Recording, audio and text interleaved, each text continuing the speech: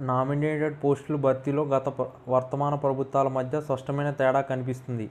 ఎవరికి ఏ పదవి ఇవ్వాలో సీఎం చంద్రబాబును చూసి వైఎస్ జగన్ ఎంతో నేర్చుకోవాల్సిన అవసరం ఉంది. గతంలో వైఎస్ జగన్ తన చుట్టూ ఉన్న సలహాదారులు, ఉన్నతాధికారులకు పదవుల పంపిణీ బాధ్యతలు అప్పగించారు. వాళ్ళు తమకు అనుకూలమైన వాళ్ళకే చాలా వరకు పదవులు కట్టబెట్టారు. క్షేత్రస్థాయిలో ఒక్క ఓటు కూడా ప్రభావితం చేయని వాళ్లకు కీలక పదవులు దక్కడం ఆశ్చర్యం కలిగించింది. అప్పట్లో కొందరు దక్కిన పదవులను చూసి ఔరా, వాటి స్థాయికి నాయకులు ఎదిగారా లేక వీళ్ల స్థాయికి పదవులు దిగజారాయా అనుకుని ముక్కున వేలేసుకున్నారు. అట్లాంటి చిల్లరగాళ్లంతా తమ విధేయతను ప్రదర్శించే క్రమంలో ప్రత్యర్థులపై అభ్యంతరకరంగా మాట్లాడారు. అట్లాంటి వాళ్ల తీరుతోనే రాజకీయంగా వైసీపీ తీవ్రంగా నష్టపోయింది. బహుశా జగన్ కూడా తానింత చిల్లర మనుషులకు కీలక పదవులు ఇచ్చానని తెలిసి ఉంటుందేమో అనే అనుమానాలు కలుగుతుంది. వైసీపీ హయాంలో నామినేటెడ్ పదవులు పొందిన సగానికి సగం మందికి కనీస స్థాయి కూడా లేదని ఆ పార్టీ నాయకులే వాపోయిన సందర్భాలు అనేకం.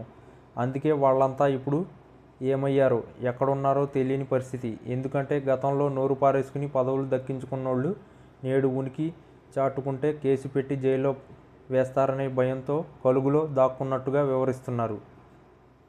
ప్రస్తుతానికి వస్తే ప్రతిదీ మంత్రి లోకేష్ చూస్తున్నారు. సీనియర్ నాయకులు పదవుల విషయమైన సీఎం చంద్రబాబును చూసుకుంటారు.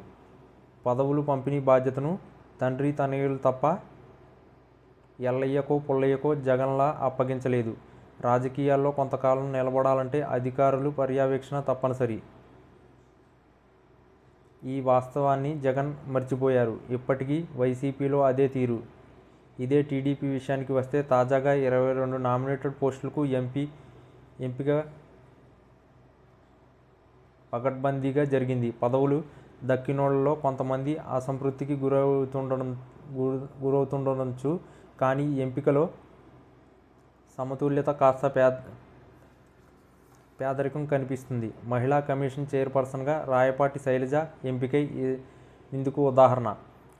విద్యావంతురాలు, వినయ విధేయతలు కలిగిన నాయకులు రాయపాటి శైలజ. అమరావతి ఉద్యమంలో కీలక పాత్ర పోషించారు. అలాగే తోడా చైర్మన్గా డాలర్ దివాకర్ రెడ్డి ఎంపిక కూడా సరైందే. పార్టీకి భవిష్యత్తులో కూడా ఉపయోగం ఎంపికను లోకేష్ చేపట్టారు. ఇలా ఏకైనా చెప్పుకోవచ్చు. జగన్ హయాంలో ఇలాంటి ఎంపికలనే వైసీపీ నేతలైనా చెప్పగలరా? లేదో. ఎందుకంటే పదవులు ఇచ్చింది జగన్ కాదు కాబట్టి.